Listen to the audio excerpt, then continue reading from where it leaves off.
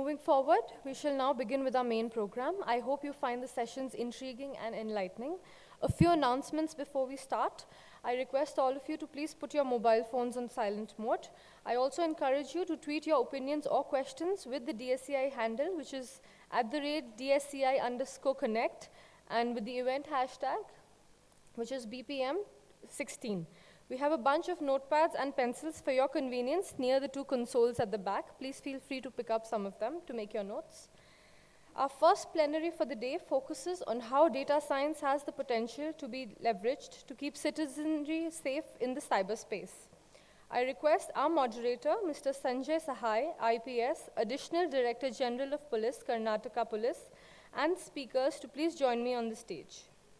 Our eminent speaker panel for the day has Mr. Parag Diodhar, CISO Asia, Japan and Business Services at AXA Group, Mr. Chris Macaulay, Director, Fraud and Financial Services, SAS, and Mr. Rushi Bhatt, Senior Manager, LinkedIn.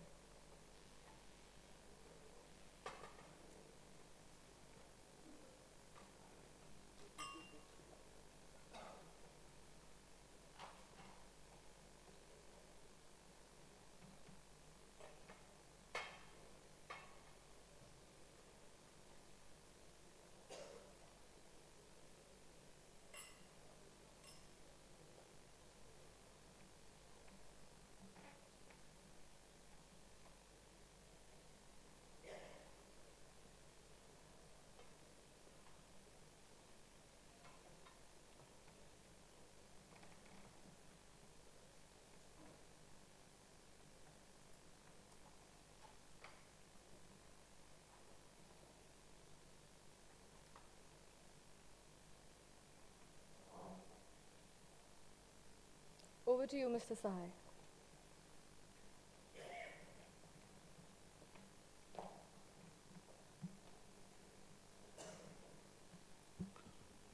Good morning, friends. Welcome to the first session of the conference. First and foremost, I would like to thank DSCI and CEO of DSCI for having invited me here to moderate the plenary session. It is my honor and privilege to be here on the second consecutive year. Last year also I was here. I would start with 2-3 disclaimers, which I generally give, that I am, as usual, not well prepared. This is the first time I am moderating this topic, and the success of the session will depend on what you extract out of it and use it in the days to come, and not the professional session and conference handling abilities and capabilities of us. So with these disclaimers, we start.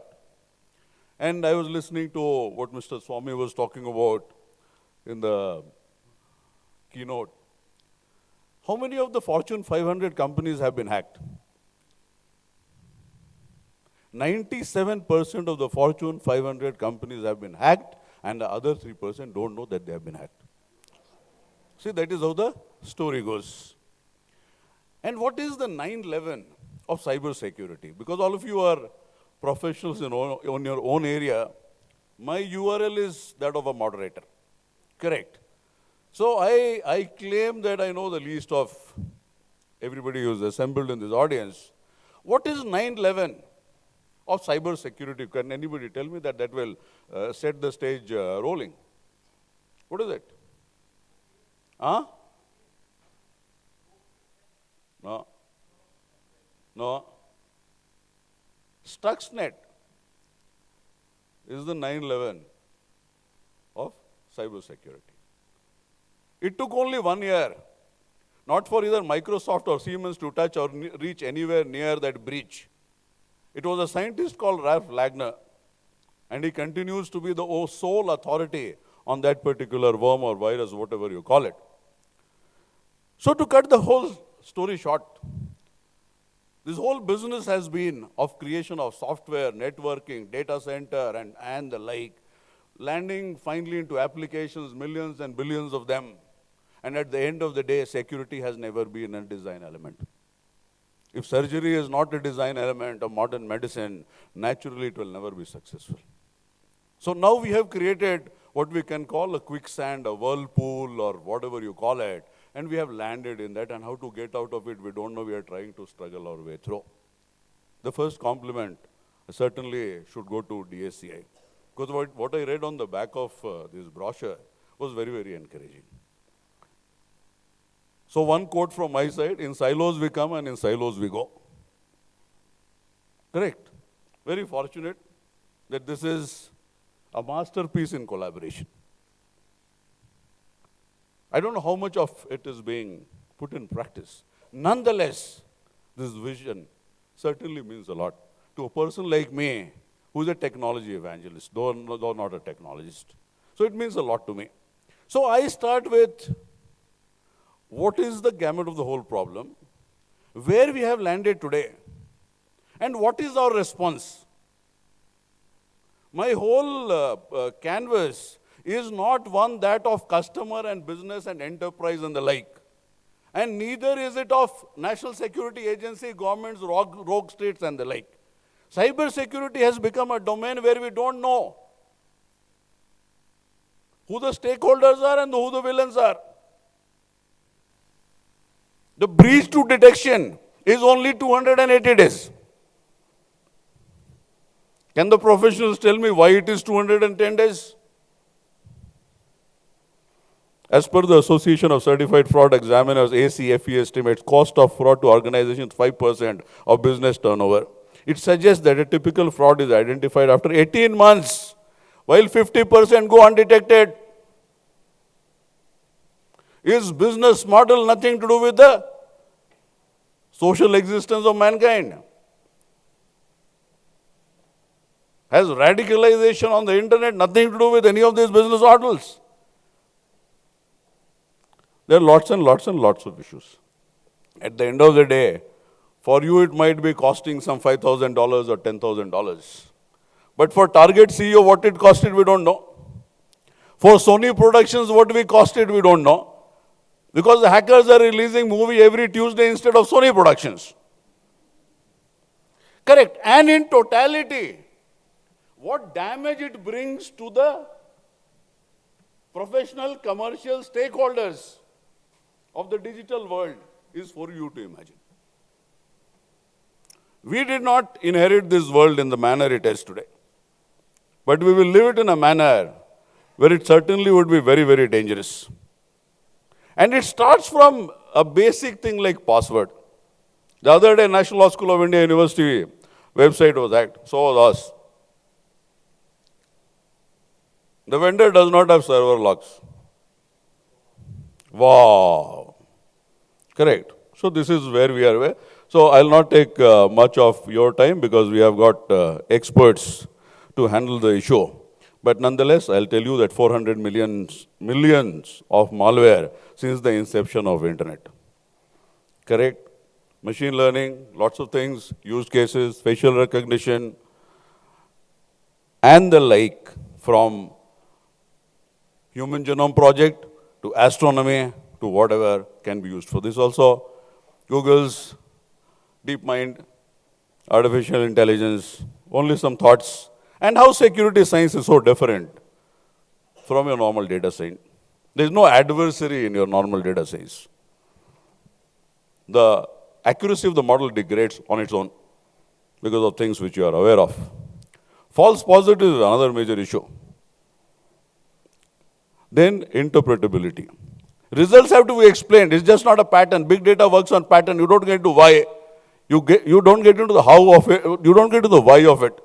It's just how it happens and it keeps on happening. It's fine, but we cannot end up that way. We need to know what ought to be behind this. And that is typical for all security sort of stuff.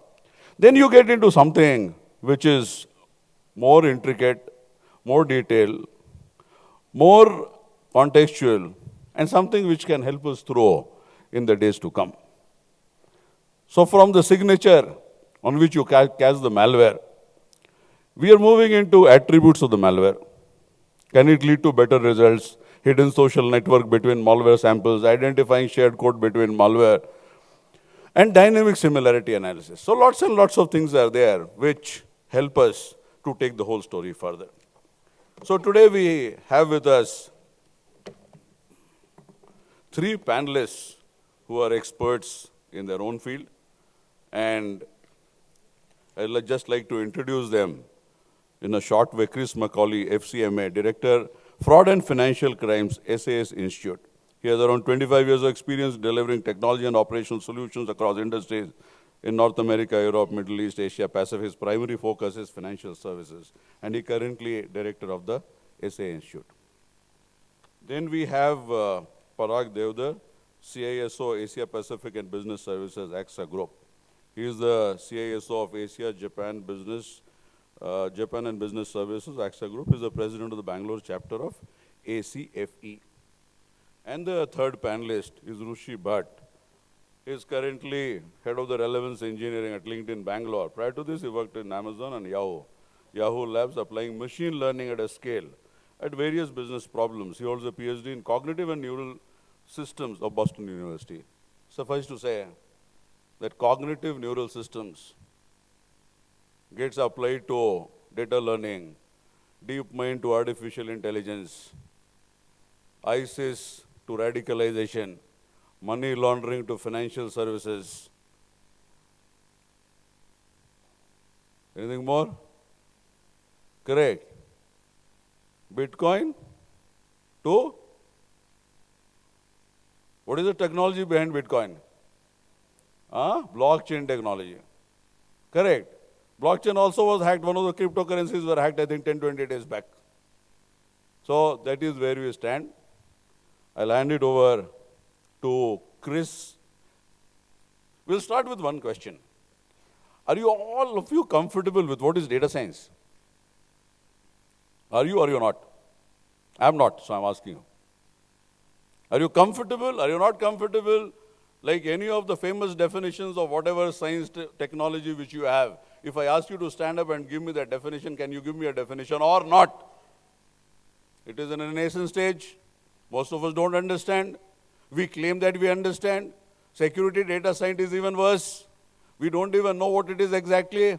And just to make my ignorance very, very public, which I'm not ashamed of most of the times, I had not heard of security data science before I got into this. Data science I knew of. So we would like our panelists to define what is security, what is data science. And if they want to put a flavor of security data science, it's left to them. So we start with Rushi Bhatt. What is data science? Because we don't know. And it is your bounden duty as experts to let us know as to what is data science. Yeah, so in fact, Dave Donovo has written maybe a 30-page paper describing what is data science.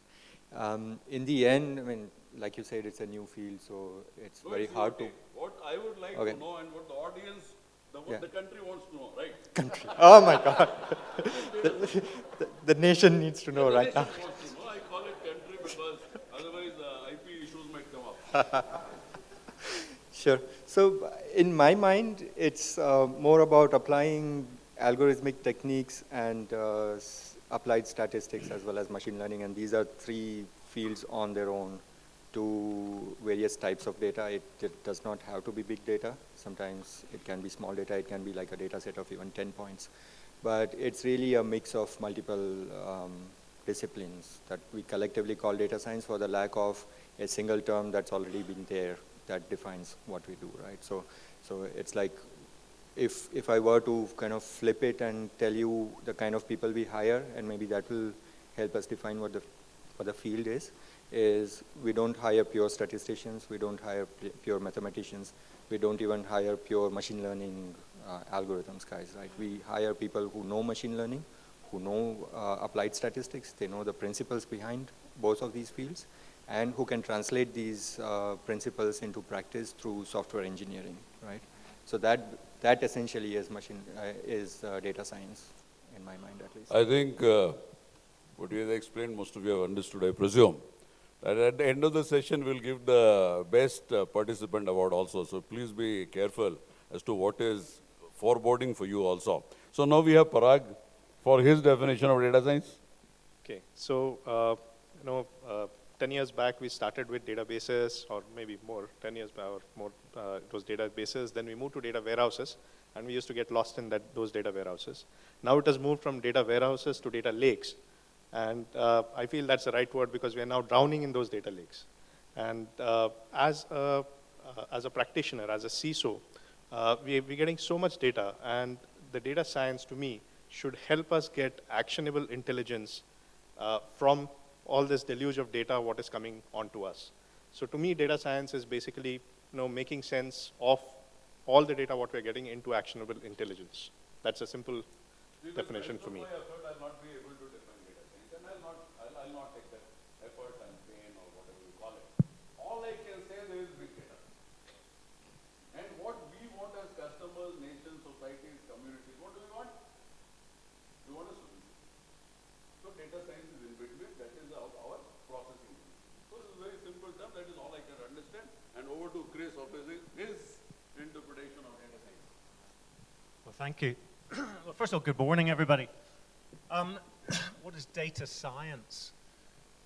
I'm a simple guy, and I think data science really is all about extracting some information or usable knowledge from data. It's really very straightforward. Data science, the way you do that is through the application of some engineering disciplines. So we've heard about machine learning, for sure, that's one of them, predictive analytics. There's a whole variety of techniques that can be used to examine raw data in order to find something useful, depending on what it is you want, you're into. And that data can be structured, so financial data repositories, patient records, that sort of thing, or the data can be unstructured, phone calls, emails, etc. And depending on what it is you want to know, those bits of data are more or less important. So when I worked in the government, looking at national security, unstructured data was really, really important. But when I go to banks or financial institutions, structured data tends to be a little bit more material. Data science is not to be confused with big data. So there are lots of words or terms floating around, but big data, which I'm sure you're all aware of, we touched on data lakes and data warehouses and the other slightly antiquated terms. The business of big data is not, to my mind, data science. It's part of it, but it's not exclusively data science. Big data tends to be the pre-processing and the arrangement of very large amounts of data that you would then apply analytical techniques to. So it's related, but it's the business of data science is an engineering exercise to extract useful information from the raw data that you have at your disposal. Actually, it is an engineering discipline. So it is natural science, technology, application, utility, software, algorithm, you can decide for yourself, and then you read the whole menu, which I have in front of you. So we'll continue with this, and he will explain in another 5-7 minutes as to what Yeoman Services has done to the field of data science, use cases, and what it means to the financial services the world over. Chris, once again. Okay. Just before I get into this, who here is from a financial institution? Hands up. Oh, not many, right? Who here is from government? One. Well, it makes me wonder what you're all from then. Okay. Well, look, I'll do my best to talk to the subject of this session. So I've 36 years of coding under my belt, and I started when I was 16. And during that time, I've worked at a number of places where we have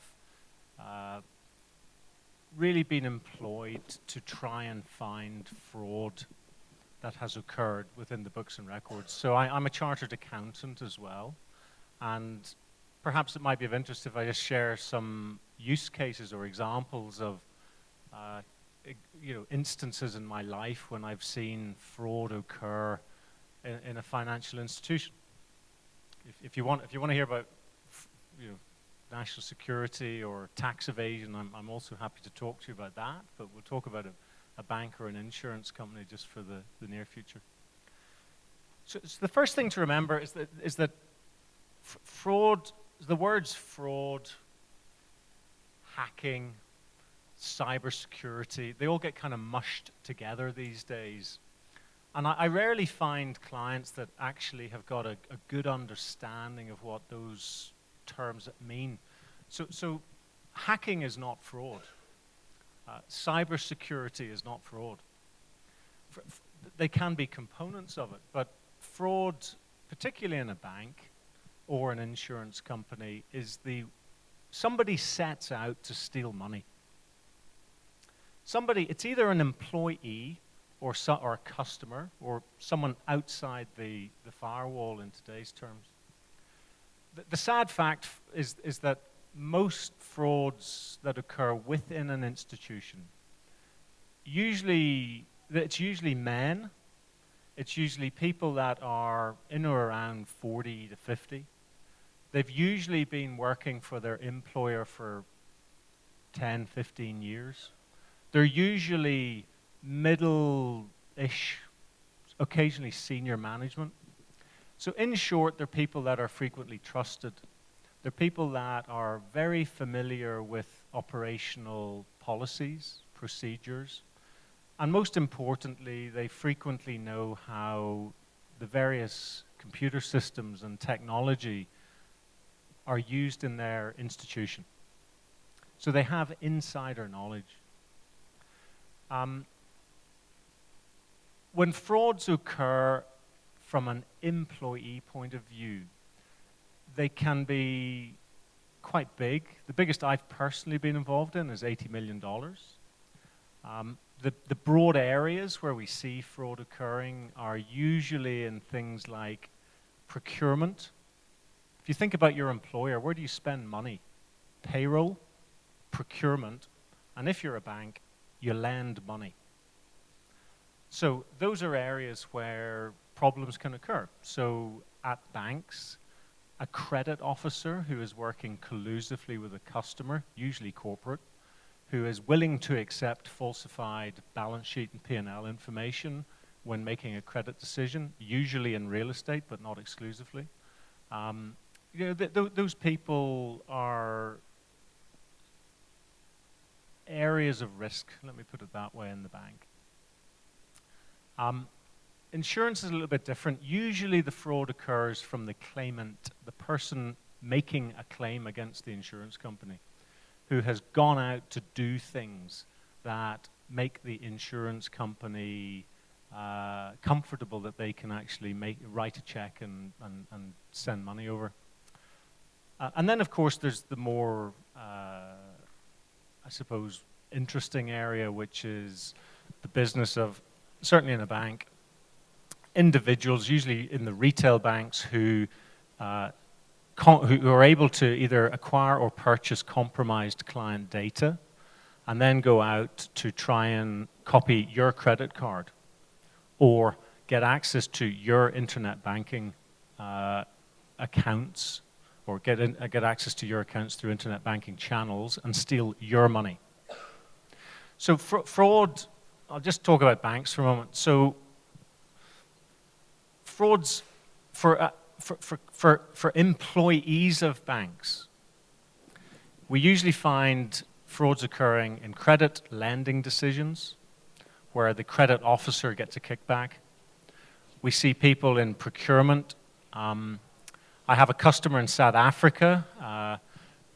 This particular guy was the CIO of a bank who set up a company to supply equipment and used his political influence to get a company onto the preferred supplier list in which he was the majority shareholder.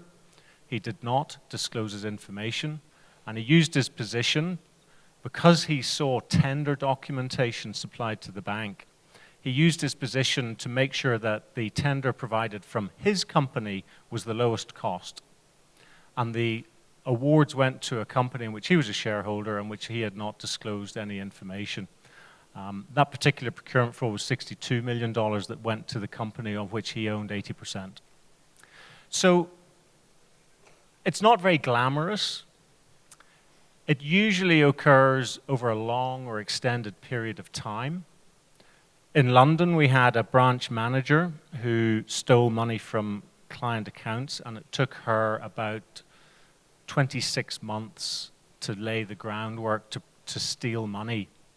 On that, we often find some customer groups are more vulnerable than others. So in the United Kingdom, we have found that foreign students are very vulnerable because many come to the United Kingdom for university and English is not their first language. So they have difficulty understanding what the bank is telling them. They have difficulty using internet and mobile banking applications. Very wealthy people are also quite vulnerable. They're usually too busy to check and they often don't notice. And the worst of all are elderly people. If you think of your parents, my mother's 82. And she gets a bit confused now about the world of banking. She wants to keep up with the kids, I suppose, and use internet banking, but she's becoming vulnerable. And I'm sure the same is true for many of your parents. So if an employee of a bank knows that Mrs. Macaulay, my mother, is 82 and not quite where she used to be, that individual is quite an easy target, actually, to steal money from. So for internal thefts and frauds, we can use technology very effectively.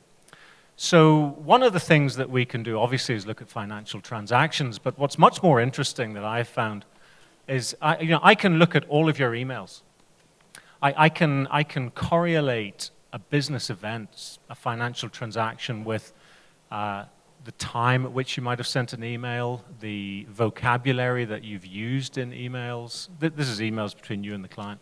The time you came into your employer with your badge pass, the computer that you used. So for example, why did you initiate a transaction when you were on leave? It's really simple stuff.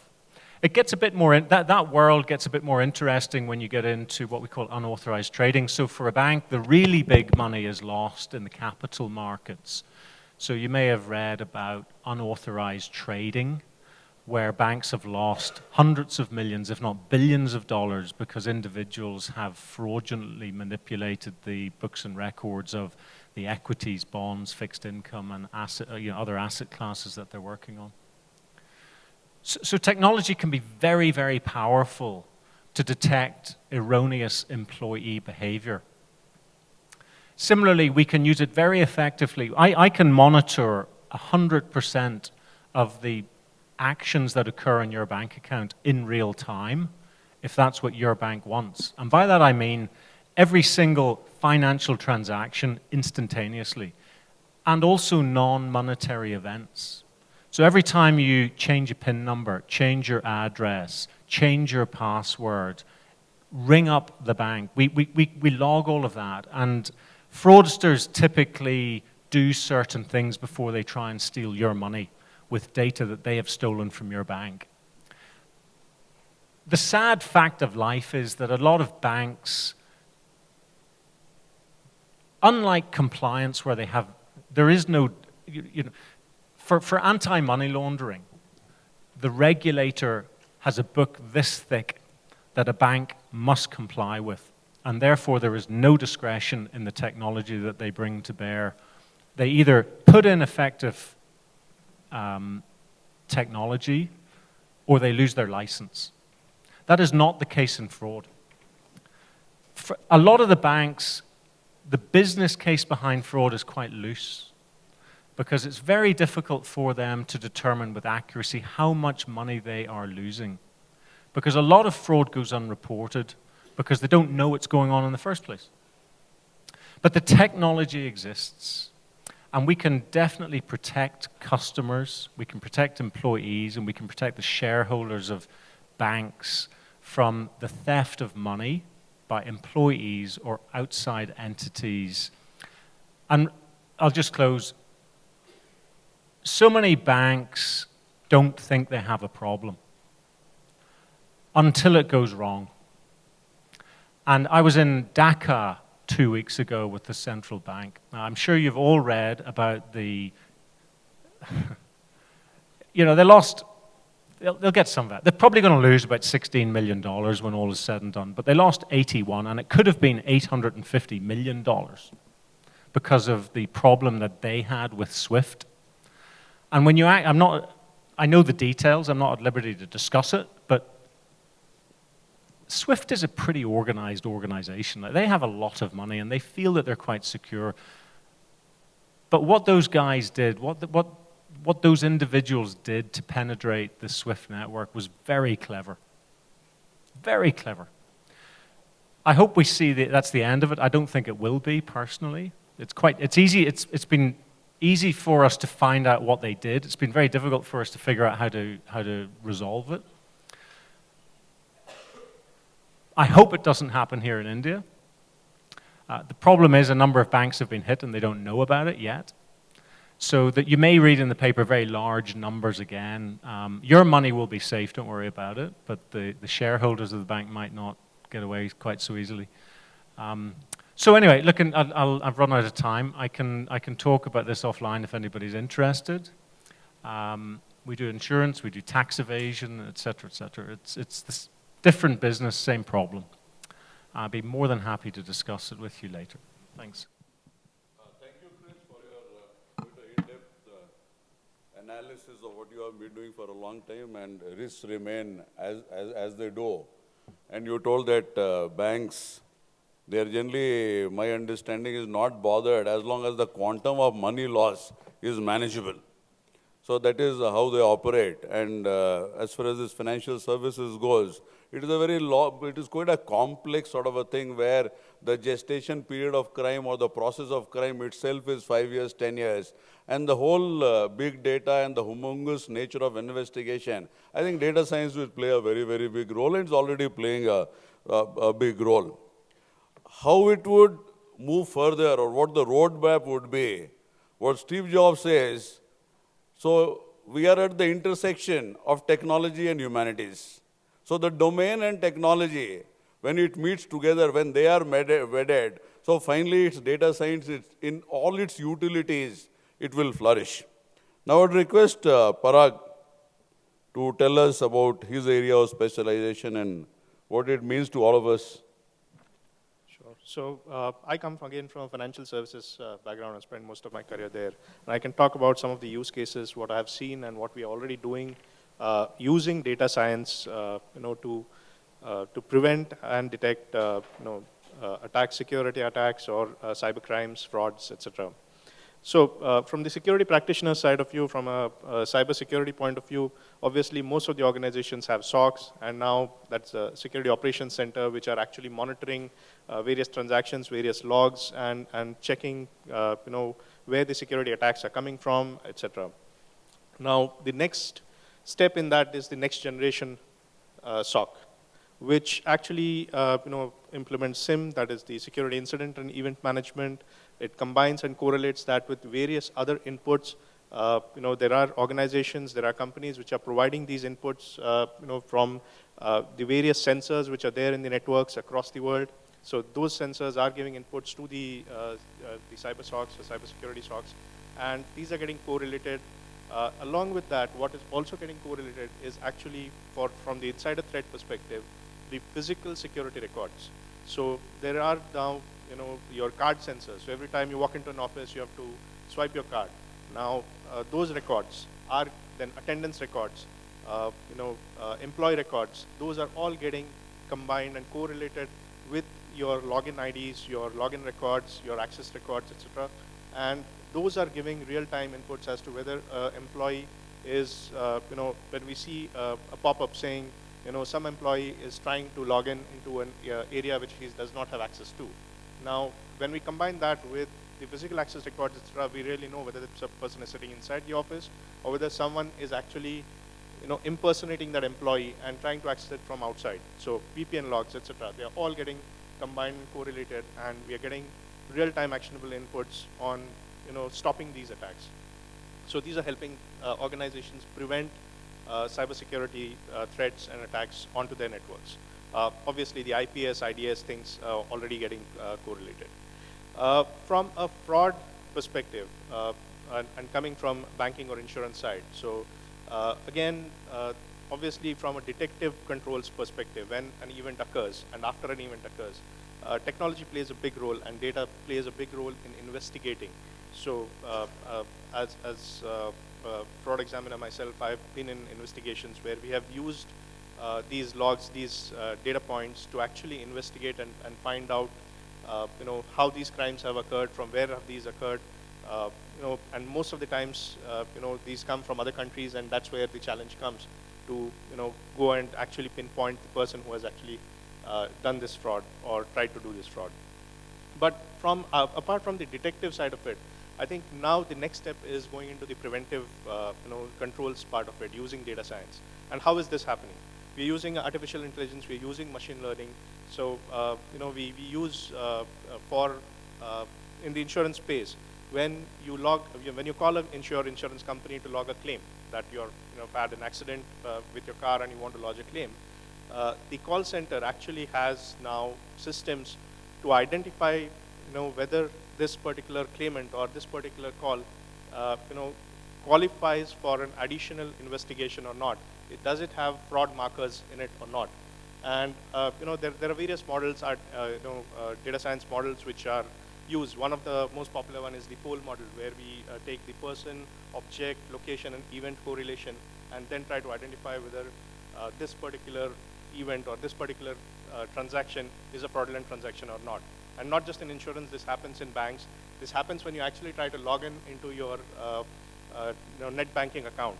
The net banking account is now integrated with artificial learning systems, which ask for additional credentials, maybe a two-factor authentication or maybe an additional question if it generates an alert and if it thinks that this could be a fraudulent transaction or this is a suspicious transaction.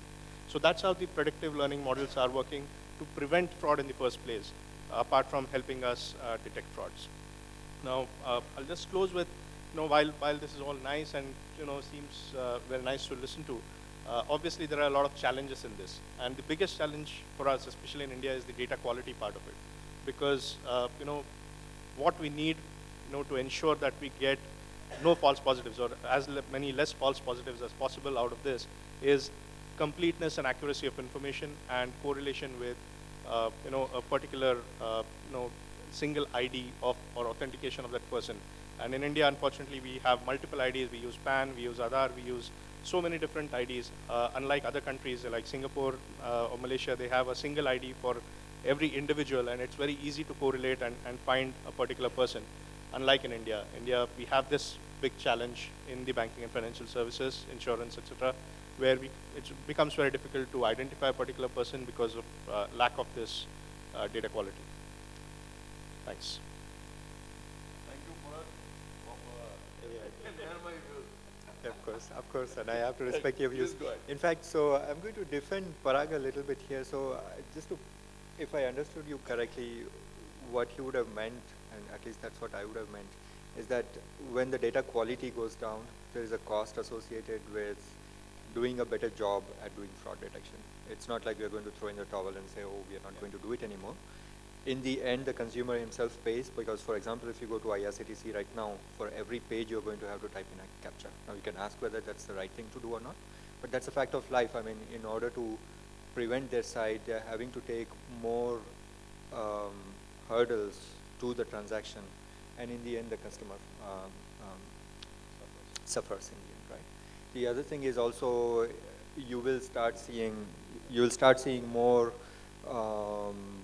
more commissions levied on your Visa transactions, on your bank transactions. Your bank will start charging you more minimum balances, because that's the cost they're going to apply to prevent fraud in the future, right? So data quality, at some level, you can say, okay, there is only so much we can do for the country, but given the country or given the situation that we have.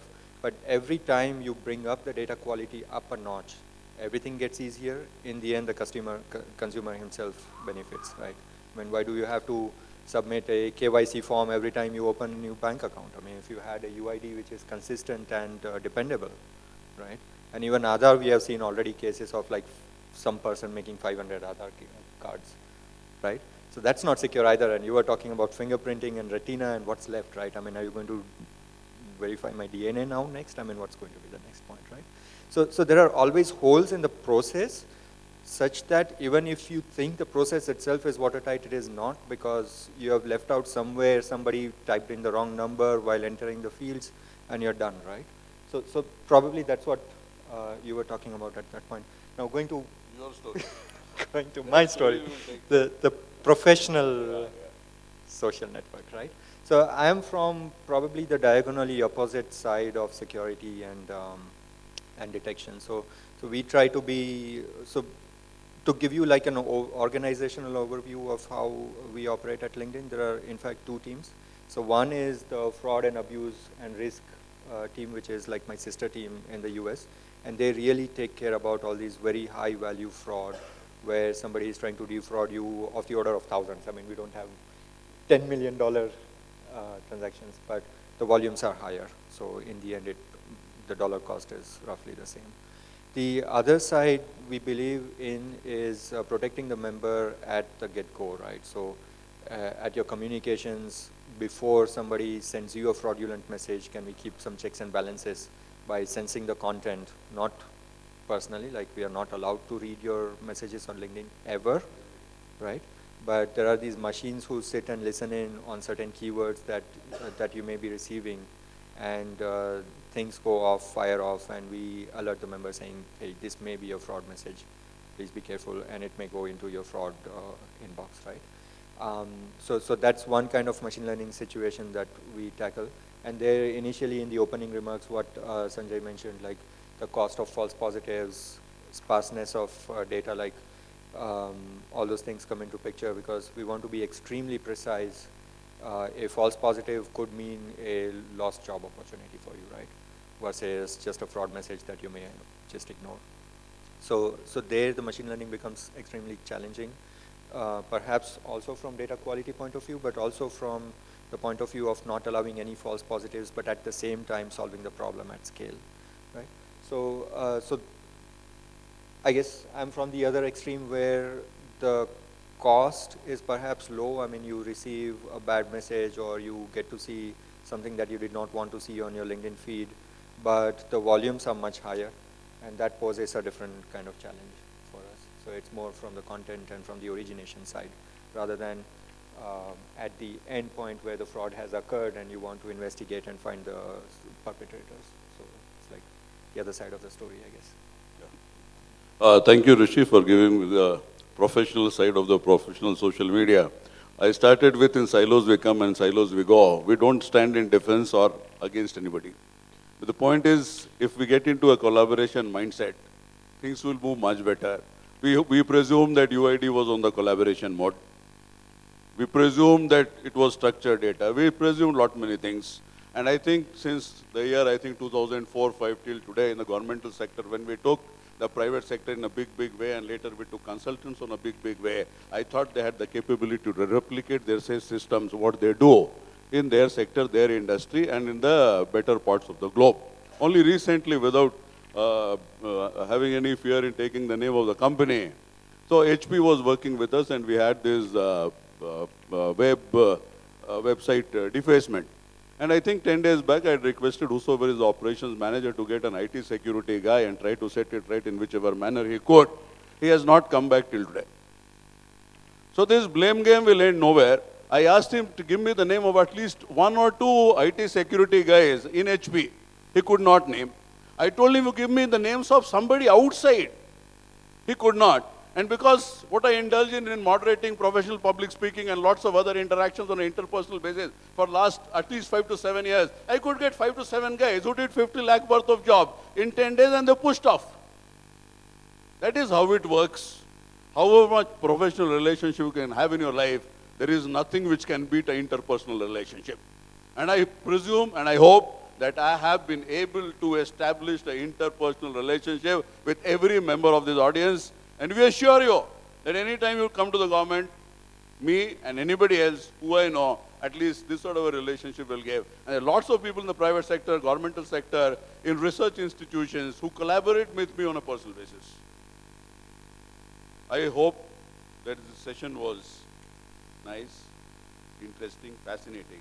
And before we end up, I'll just take 2 minutes before we end up. One best practice. This is supposed to be a best practice conference or a workshop. So one best practice, because I'll not be able to give one. Whatever I had, I told you. So we'll start with Rushi. One best practice of his sector.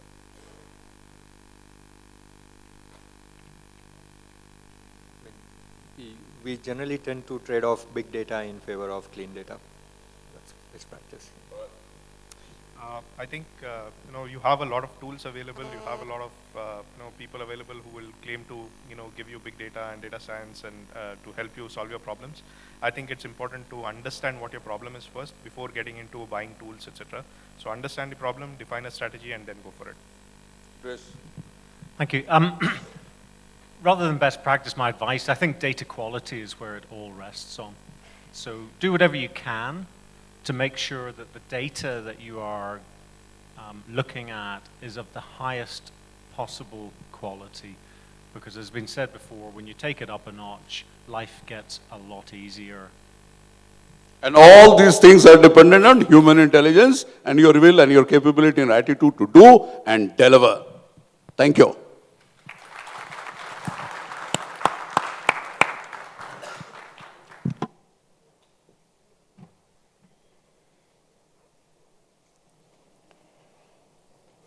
Thank you, moderator and speakers. I am certain your inputs have been invaluable to all present here and have set the pace for the next few sessions.